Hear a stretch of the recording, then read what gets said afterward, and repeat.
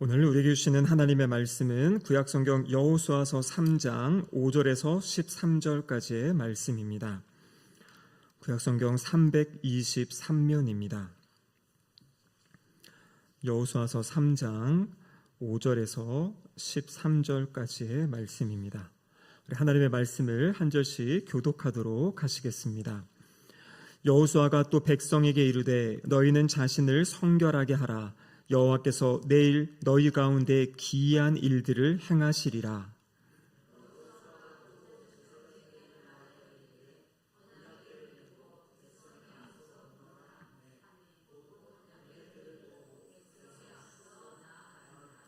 여호와께서 여호수아에게 이르시되 내가 오늘부터 시작하여 너를 온 이스라엘의 목전에서 크게 하여 내가 모세와 함께 있었던 것 같이 너와 함께 있는 것을 그들이 알게 하리라.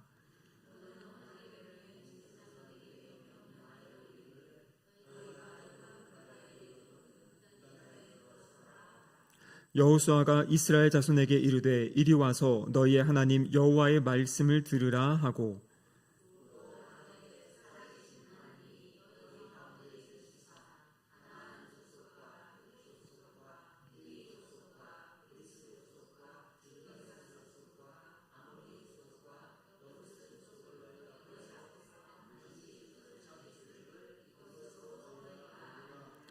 보라, 온 땅의 주의 언약궤가 너희 앞에서 요단을 건너가나니.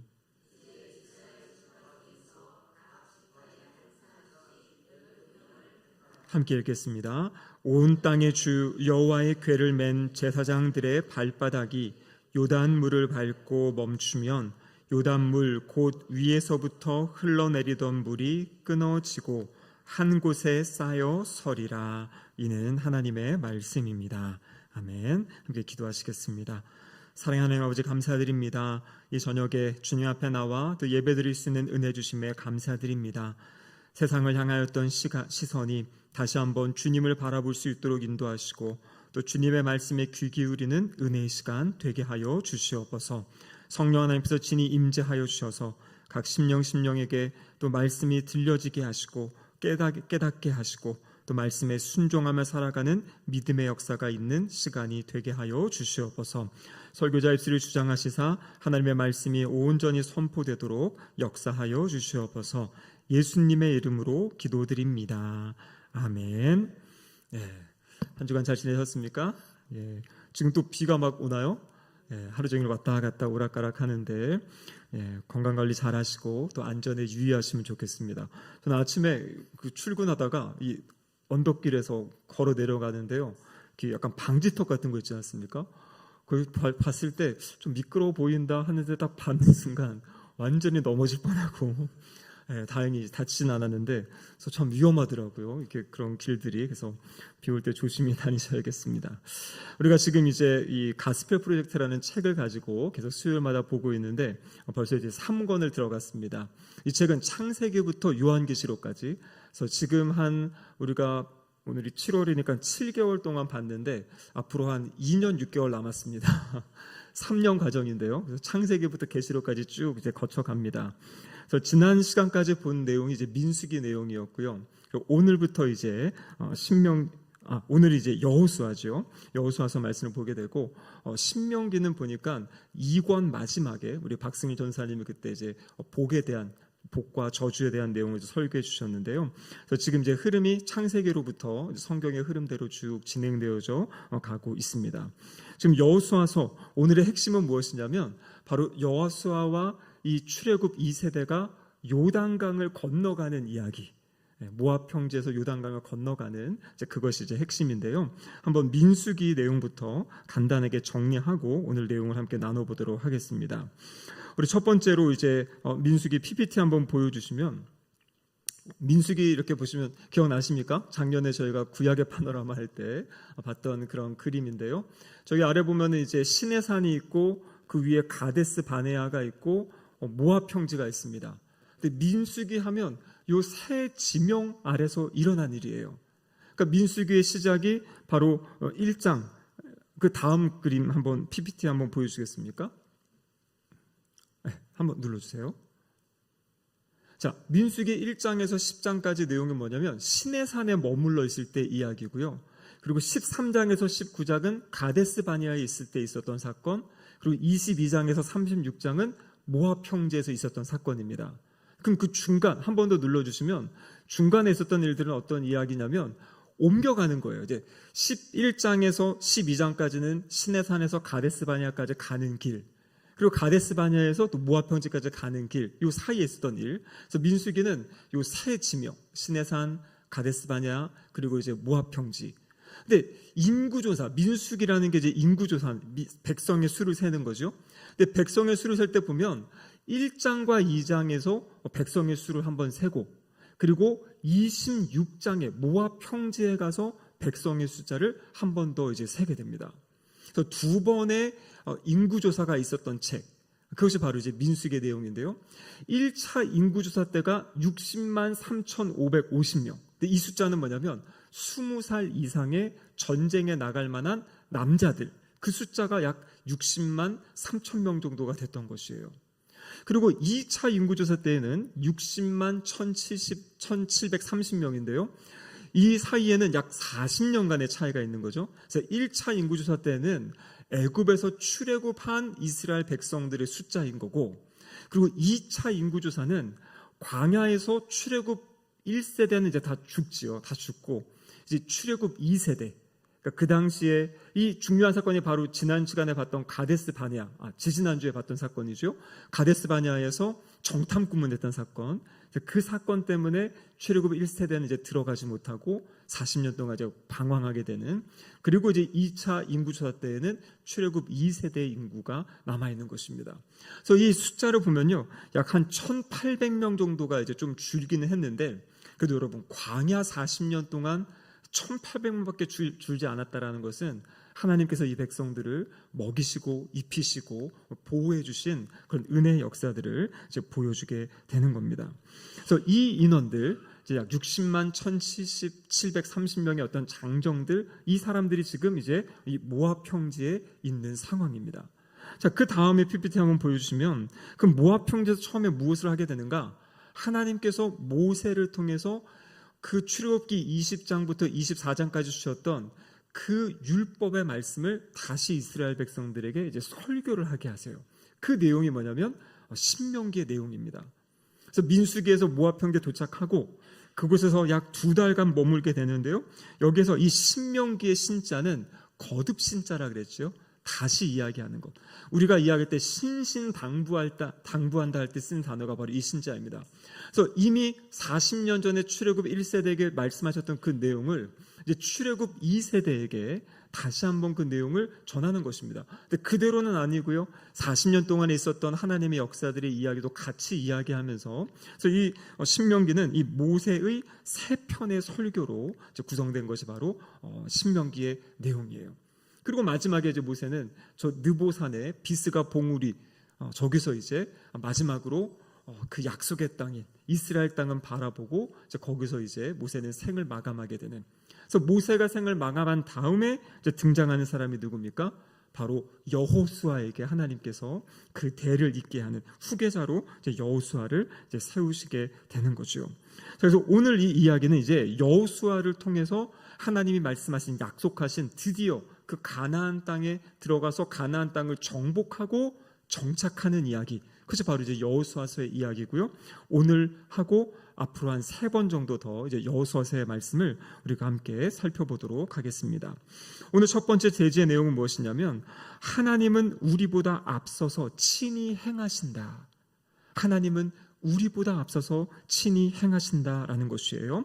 자, 여호수아 3장 1절 말씀인데요. 우리 같이 한번 1절 말씀 읽어보도록 하겠습니다.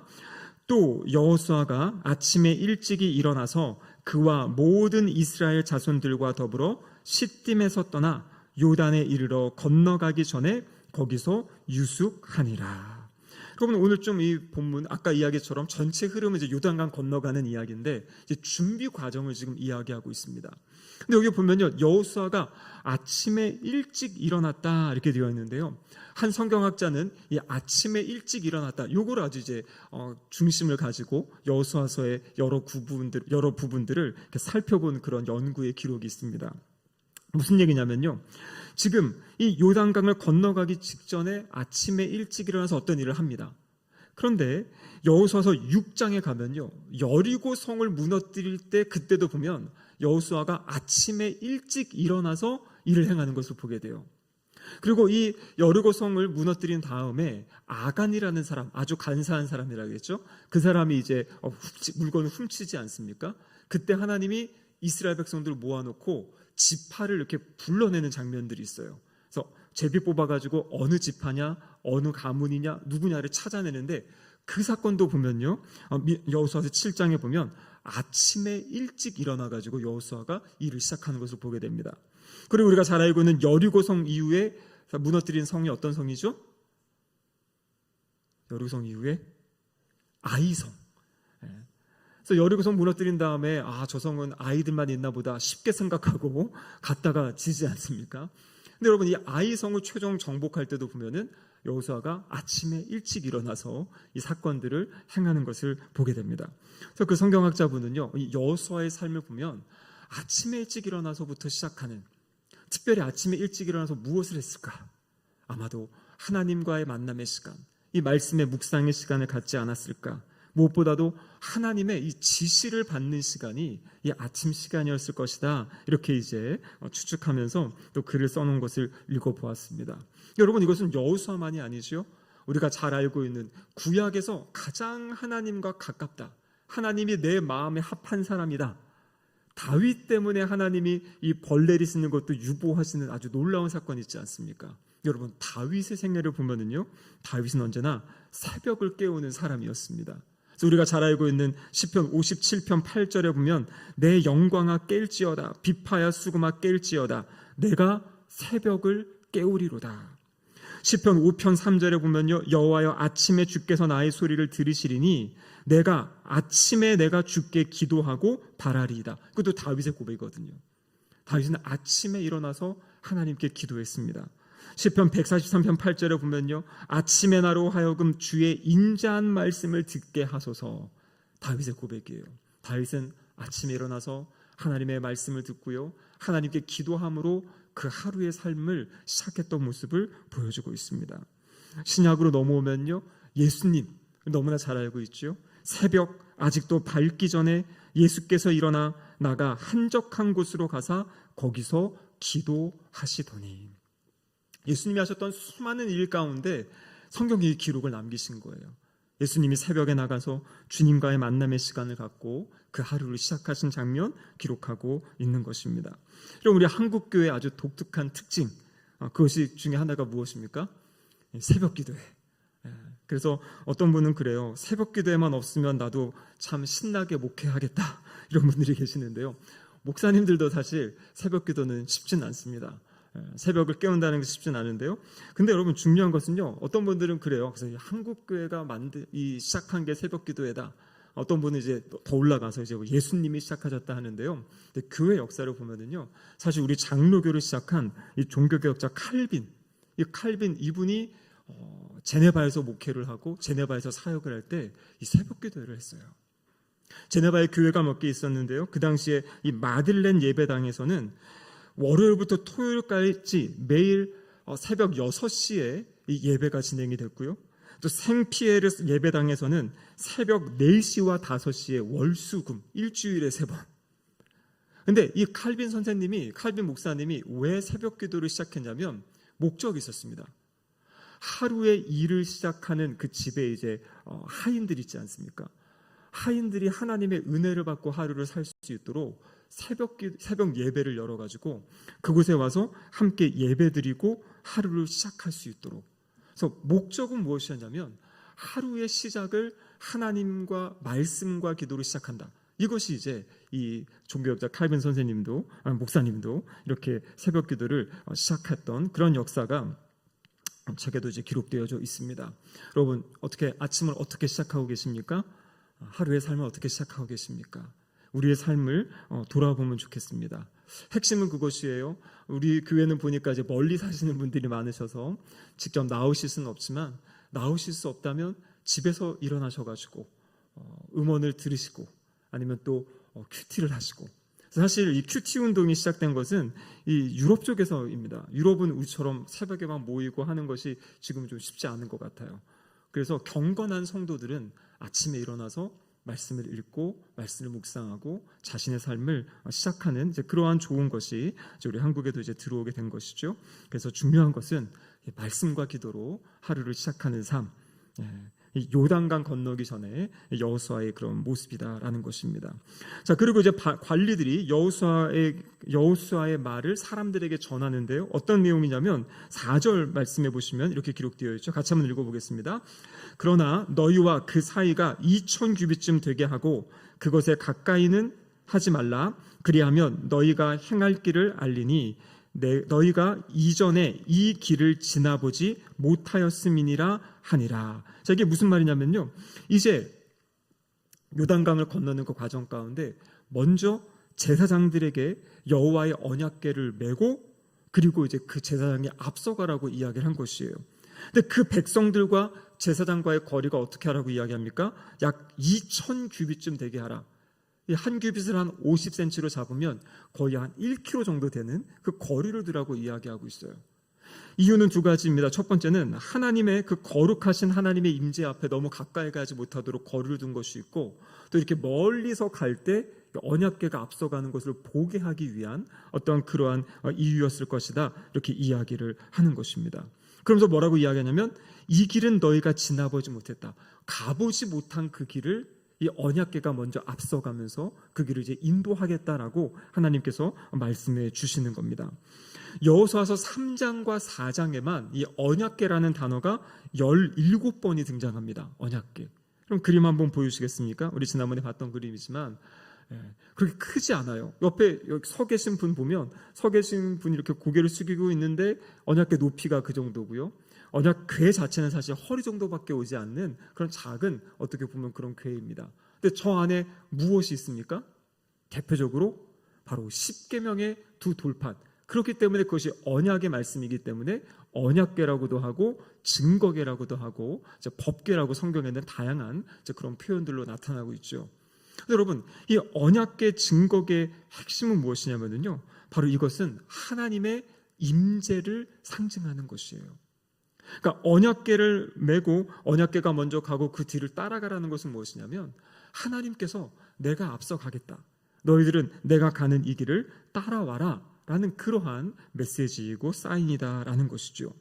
신명기 1장 30절에도 보면 이렇게 고백하고 있습니다. 같이 한번 읽어보겠습니다. 너희보다 먼저 가시는 너희의 하나님 여호와께서 애굽에서 너희를 위하여 너희 목전에서 모든 일을 행하신 것 같이 이제도 너희를 위하여 싸우실 것이며. 하나님이 어떤 분이십니까? 먼저 가시는 하나님. 그래서 애굽에서도 너희를 위하여 싸우신 것처럼 이제도 너희를 위하여 싸우실 것이다. 바로 이들이 이제 가나안 땅을 정복해가는 그 여정 가운데서도 하나님이 앞서가시고 하나님이 그들을 위해서 싸우실 것이다 라는 이런 약속의 말씀을 주고 계시는 겁니다. 자, 그러면 이렇게 언약궤를 따라가야 되는데요, 이스라엘 백성들이 해야 될 것이 있어요. 그것이 5절에 나와 있는 내용인데요, 같이 한번 읽어보겠습니다. 여호수아가 또 백성에게 이르되 너희는 자신을 성결하게 하라. 여호와께서 내일 너희 가운데에 기이한 일들을 행하시리라. 아멘. 여러분, 여기 5절 보면요, 주님께서 놀라운 일을 행하시겠대요. 기이한 일, 놀라운 일. 그런데 그것을 위해서 이 이스라엘 백성들이 준비해야 될 것이 있어요. 그것이 무엇입니까? 바로 자신을 성결하게 해라. 앞으로 이제 여호수아서를 통해서 나타나는 이 전쟁, 정복 전쟁은 여호와의 전쟁입니다. 신학적으로 하면 거룩한 전쟁이라고 하는데요, 거룩한 전쟁의 특징은 무엇이냐면 하나님이 친히 싸우시는 거예요. 그래서 이스라엘 백성이 해야 될 건 딱 두 가지입니다. 자신을 거룩하게 하고 하나님의 말씀에 순종하는 거예요. 그러면 싸움은 누가 싸우는 건가? 바로 하나님께서 직접 싸우시는 것이 거룩한 전쟁입니다. 그래서 여기서도 지금 준비해야 될 것이 있는데 그것이 무엇이냐면 바로 자신들을 거룩하게 하고 깨끗하게 하고 정결하게 할 것을 이야기하고 있는 것이에요. 그러니까 하나님과 동행하는 길, 하나님과 함께 살아가는 길에 우리가 집중해야 되고 관심 가져야 될 것은 바로 거룩이라는 거죠. 그래서 우리가 구약의 파노라마 할 때 이 레위기 하면은 딱 두 단어로 압축을 했죠. 기억하십니까? 레위기 5제사 7절기. 제가 이 하반기에 구약의 파노라마를 한 번 더 할 생각입니다. 내년에는 신약의 파노라마를 하고 그리고 이제 뭐 성지순례를 내려가야 될 것 같아요. 근데 여러분 5제사 7절기. 5제사가 무엇입니까? 하나님께 나아가는 방법, 제사. 핵심은 피라는 거죠. 피를 통해서 하나님께 나아가는 거예요. 예수 그리스도의 보혈을 통해 하나님께 나아가는 거고요. 7절기. 절기라는 건 뭐냐면 1년의 시간 가운데 중간중간에 절기를 통해 하나님과 동행하는 거거든요. 근데 이 절기, 여기 핵심은 무엇이냐면 거룩이에요. 거룩.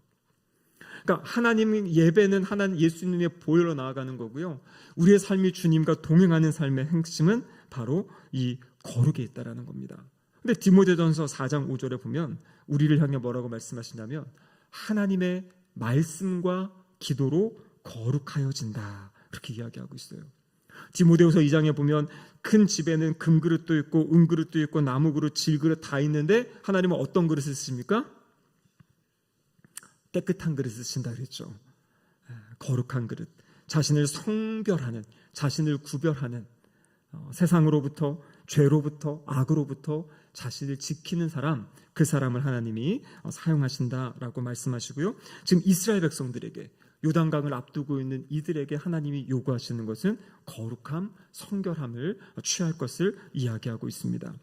그리고 이어지는 말씀을 보면 이제 실제 그 일들이 이제 일어나게 되는데 그 일을 통해서 하나님이 행하시는 일이 있어요. 6절에 보면 이제 제사장들이 언약궤를 메고 출발합니다. 근데 하나님이 이 약속의 말씀 하나 주세요. 그 7절에 있는 것이 약속의 말씀인데요. 7절 하반절 같이 한번 읽어보겠습니다.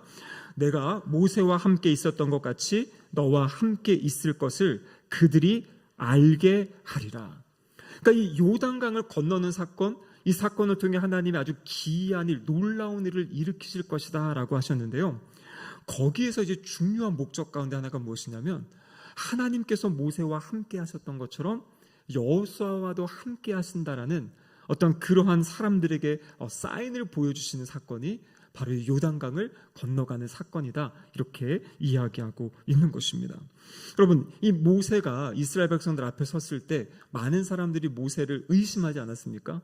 도대체 하나님이 당신을 세운 증거가 뭐냐? 이런 식으로 이야기하고, 또 모세가 이야기했지만 모세의 말을 듣지 않으려 하고 따라하지 않으렸던 그런 모습들이 있어요. 그런데 이스라엘 백성들이 이 모세가 정말 하나님의 종이다라는 것을 인정하게 된 그 출발점이 있는데요. 그게 무엇이냐면 바로 홍해를 건넌 사건이었어요. 아시다시피 애굽에서 나와가지고요, 갔는데 앞에는 홍해가 있고 뒤에는 애굽 군대가 추격하는 그런 상황이지 않습니까? 근데 어떻게 합니까? 하나님께 기도하죠. 그랬더니 하나님께서 뭐라고 말씀하십니까? 가지고 있는 그 지팡이를 가지고 이 바다 위로 내밀어라 했더니 어떻게 됩니까? 그 바다가 이렇게 갈라졌잖아요. 근데 그 사건 이후에 주신 말씀이 뭐냐면 출애굽기 14장 31절에 이렇게 기록되어 있습니다. 같이 한번 읽어보겠습니다. 이스라엘이 여호와께서 애굽 사람들에게 행하신 그 큰 능력을 보았으므로 백성이 여호와를 경외하며 여호와와 그의 종 모세를 믿었더라. 그러니까 주님을 경외하고 주님을 믿는 것만이 아니라 하나님이 이 모세를 우리에게 보내셨구나라는 것을 어떤 믿게 되는 그런 사건, 그 계기가 홍해를 건너는 사건이었어요. 근데 오늘 이제 지금 하나님이 약속하신 거면 여호수아에게, 여호수아 1장에 보면 여호수아 마음에 두려움이 있는 거 알잖아요, 그렇죠? 하나님 저거 어떻게 할 수 없어요라고 할 때 하나님께서 3번에 걸쳐가지고 강하고 담대해라, 강하고 담대해라, 내가 너와 함께한다 약속하셨잖아요. 근데 이 요단을 건너는 걸 통해 가지고 여호수아에게도 약속하시는 거예요. 내가 이 요단 건너는 걸 통해서 모세와 함께 있었던 것처럼 너와 함께 있다라는 것을 사람들에게 알려주겠다, 그러한 이야기를 이제 하시는 거죠. 그리고 이제 실제 8절에 보면요, 너는 언약궤를 맨 제사장들에게 명하여 이르기를 너희가 요단 물가에 이르거든 요단에 들어서라 하라, 이렇게 되어 있죠. 요단 물가에 이르면 그 다음에 어떻게 하라고 합니까? 요단강에 들어가라고 이야기를 하는 것이에요. 여러분, 이거 홍해 건널 때랑 좀 다릅니다. 홍해 건널 때는 어떻게 했습니까? 지팡이를 내밀고 밤새도록 이 홍해가 갈라지는 것을 보고 그 다음에 마른 땅을 지나갔잖아요.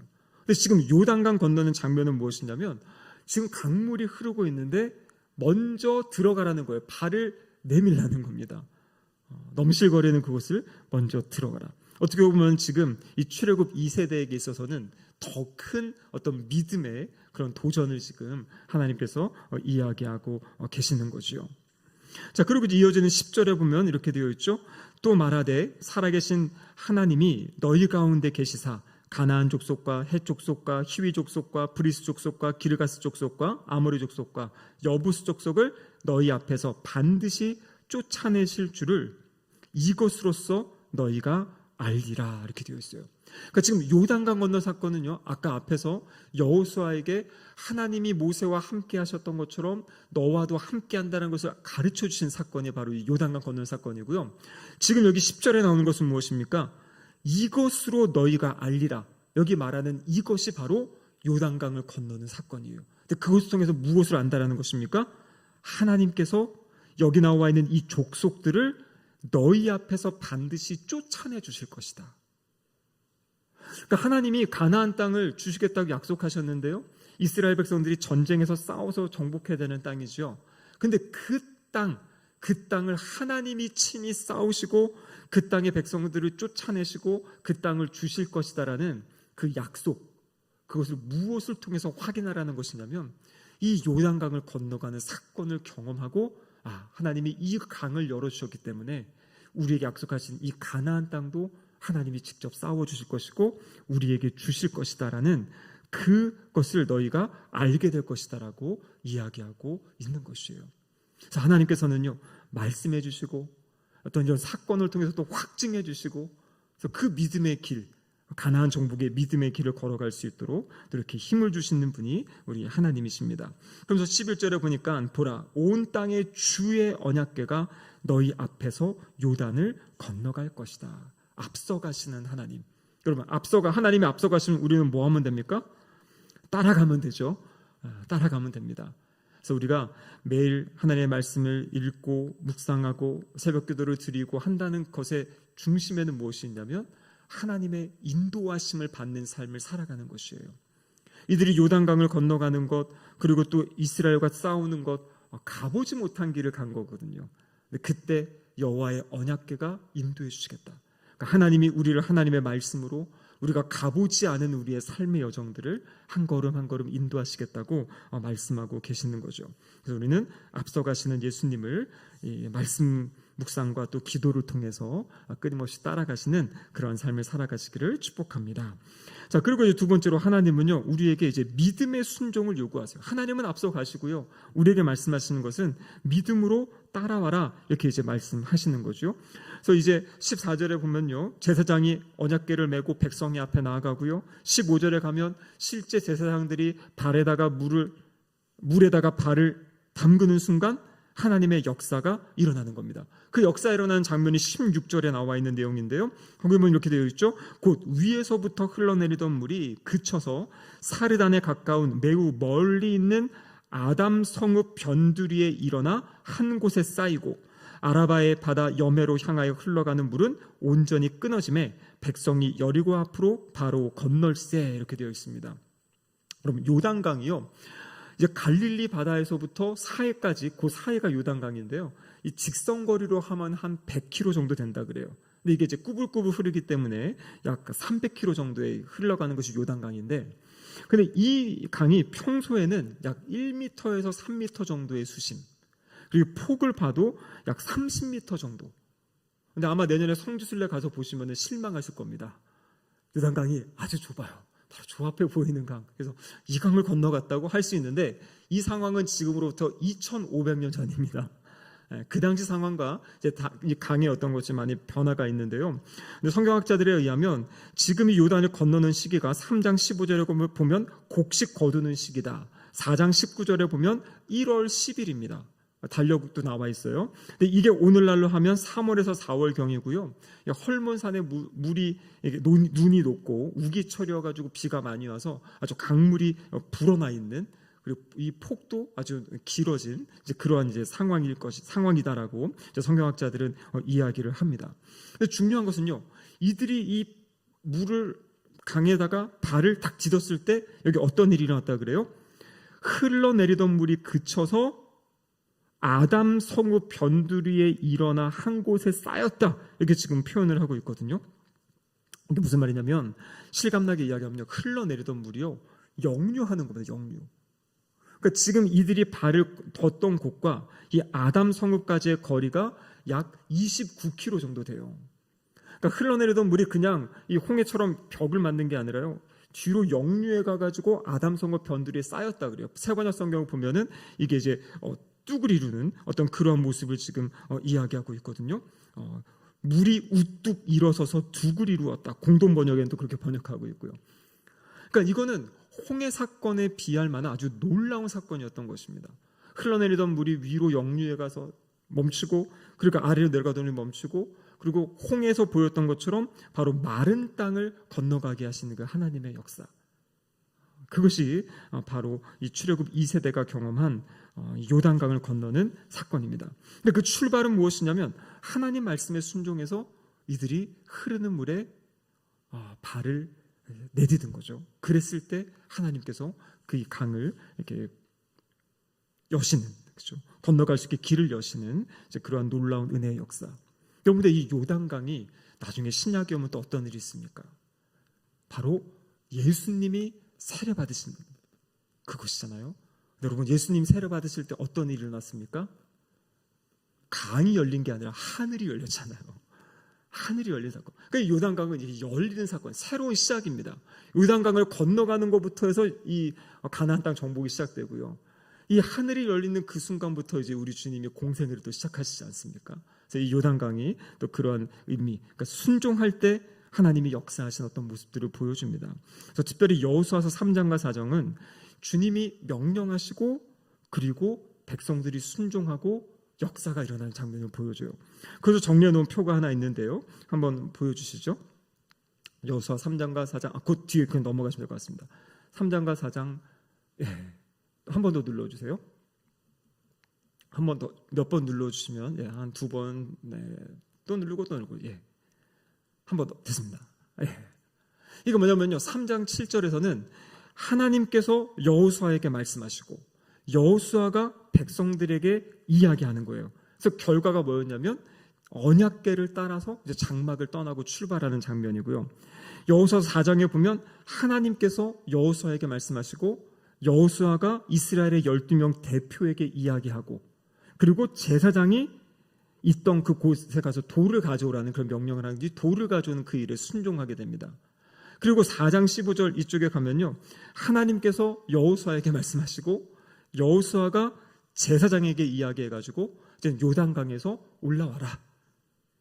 그래서 이 3장과 4장을 보면 하나님이 여호수아에게 말씀하시고 여호수아가 백성들에게, 지도자들에게 이야기할 때 그것에 하나하나 순종하는 모습, 그랬을 때 하나님께서 일하시는 모습이 여기에 기록되어져 있는 것이에요. 그래서 여호수아서 1장에 보면 하나님이 약속하셨잖아요. 어떻게 하면은 너의 길이 형통하고 하나님 맡기신 사명을 이룰 것이다. 그 핵심이 무엇이었습니까? 여호수아서 1장 8절에 보면 이 율법책을 내 입에서 떠나지 말게 하며 주야로 그것을 묵상하여 그 안에 기록된 대로 다 지켜 행하라. 그리하면 내 길이 평탄하게 될 것이며 내가 형통하리라. 그래서 하나님의 말씀을 듣고 하나님의 인도하심을 듣고 그것에 한 걸음 한 걸음 순종하며 나아갈 때 하나님이 약속하신 그 놀라운 일들을 이루어가는 모습을 보여주게 되는 것이죠. 자, 마지막 이 놀라운 기적의 사건을 경험했습니다. 그리고 세 번째는 뭐냐면요, 하나님은 우리가 하나님이 행하신 일을 기억하고 증거하기를 원하신다라는 것이에요. 여호수아서 4장 5절에 보면요, 이렇게 기록되어 있는데 같이 한번 읽어보겠습니다. 그들에게 이르되 요단 가운데로 들어가 너희 하나님 여호와의 궤 앞으로 가서 이스라엘 자손들의 지파 수대로 각기 돌 한 개씩 가져다가 어깨에 매라. 그럼 이게 무슨 말이냐면요, 제사장들이 먼저 들어가서 강 중간에 딱 서 있던 거예요. 언약궤를 메고. 그리고 이제 이건 갈라지고 사람들이 다 지나갈 때까지, 건너갈 때까지 제사장들은 거기 서 있었습니다. 사람들이 다 지나간 다음에 여호수아가 사람들에게 지금 시키는 거예요. 뭐냐면 제사장이 서 있는 그 앞에 가서 그 주변의 돌을 12개를 가지고 나오라고 해요. 성경을 보는 사람들이 그 앞에다가도 돌을 세우고 가지고 나와서 이제 나중에 이거를 이제 기념으로 세우게 되는 거거든요. 그러면서 이것을 세운 다음에 길갈에다가 12개 돌을 세우는데요. 그래서 사람들이 이야기하잖아요. 아니, 왜 거기서 돌을 돌을 세웁니까? 그리고 다음 세대들도 물어보죠. 그때 이야기하는 것이 무엇이냐면 하나님이 이 놀라운 기적적인 일을 행하신 것을 가르쳐라. 그래서 그것을 기념하기 위해서, 그것 중에 하나님 경외하기를 배우게 하기 위해서 그 기념비로 이렇게 돌을 세우게 했다라는 것이에요. 그래서 여호수아서 4장 6절과 7절에 보면 돌을 세우는 이유가 다음 세대들, 자녀들에게 이 사건이 무엇인지를 알리기 위해서 그러고요. 또 여호수아서 4장 24절에서는 뭐라고 이야기하냐면 땅의 모든 백성이 하나님이 행하신 일을 알게 하기 위해서. 그러니까 여러분, 우리에게 중요한 건 뭐냐면 하나님이 주신 은혜를 내가 기억하는 것뿐만 아니라 기억하고 그것을 이렇게 증거할 수 있어야 돼요. 하나님이 나에게 행하신 일들을 간증할 수 있어야 돼요. 근데 이제 간증을 잘못하면 이 자기 자랑처럼 돼가지고 문제가 있을 수 있지만, 기도하면서, 그렇다고 해가지고 입 딱 다물고 하나님이 나에게 행하신 일을 아무 얘기해서 이야기하는 게 아니라, 간증의 최고의 목표는 무엇입니까? 하나님께 영광인 거죠. 하나님이 나의 삶에, 우리의 삶에 이런 일을 행하셨습니다라는 것을 기억하고 고백하는 것. 그리고 여기 나오는 것처럼 자녀에게 알리는 것뿐만 아니라 온 땅의 사람들에게 알리는. 우리 책에 보면 마지막에 결국 이것을 어디랑 연결시키냐면 예수님의 성만찬과 이 책에서는 연결하고 있어요.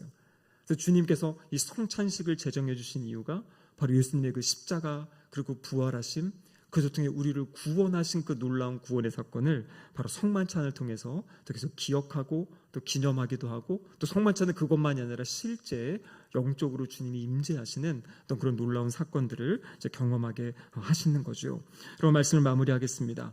오늘 말씀의 핵심은 하나님께서 놀라운 일을 행하기 원하셨어요. 그래서 백성들에게 뭘 이야기하셨냐면 나를 따라와라, 나에게 순종하라, 성결하게 하고 정결하게 하고 나를 따라오면 내가 일하겠다, 내가 앞서가며 일하겠다 말씀하십니다. 여러분, 우리의 삶의 자리에도 하나님이 이렇게 말씀하실 때가 있어요. 내가 할 수 없을 것 같고 우리 교회가 할 수 없을 것 같은 일인데 하나님 우리에게 믿음의 도전을 하실 때가 있어요. 그리고 우리가 그것에 순종하며 걸어갈 때 하나님은 하나님 나라의 일을 이루어 가시고 세워 가시게 됩니다. 그 일을 경험한 사람들은 어떻게 해야 됩니까?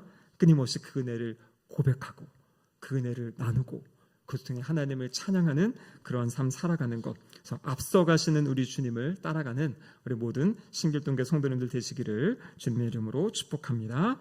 아멘. 기도하시겠습니다. 하나님 아버지, 감사드립니다. 오늘 말씀을 통해서 앞서 행하시는 하나님, 우리의 삶에 먼저 가시고 싸워주시는 하나님 다시 한번 바라보게 하심에 감사드립니다. 아무도 아직 우리가 가보지 않은 인생의 남은 여정들을 걸어갈 때 앞서가신 하나님을 의지하며 신뢰하며 날마다 순종하는 걸음 걸어갈 수 있도록 도와주시옵소서. 내가 나의 길을 개척하려 하지 않게 하시고 매일매일 하나님께 말씀과 기도함으로 주님께 나가 주님의 선하신 인도하심을 따라가는 복된 삶 되게 하시고, 또 하나님 우리에게 행하신 놀라운 일들을 마음껏 증거하며 높여드리는 은혜의 삶 살아갈 수 있도록 도와주시옵소서. 예수님의 이름으로 기도드립니다. 아멘. 우리 찬송가 449장 함께 찬송하시겠습니다.